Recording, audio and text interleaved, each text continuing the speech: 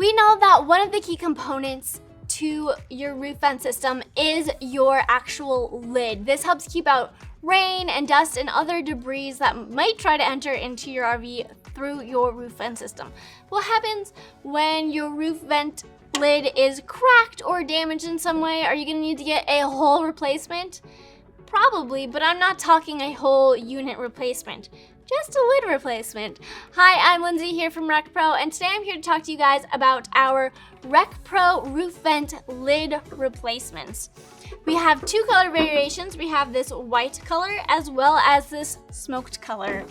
The product code for these is RP-2033 and RP-2035. So these lids help prevent dust, debris, rain from entering in your RV when this is fully closed.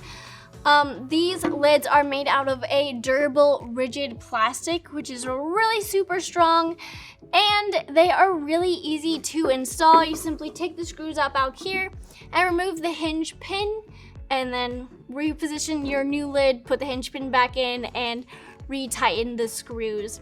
If you guys are interested in this product, please check out the link down in the description below. And while you're there, feel free to like, comment, and subscribe. And remember, when you're rolling down the road, roll with RecPro.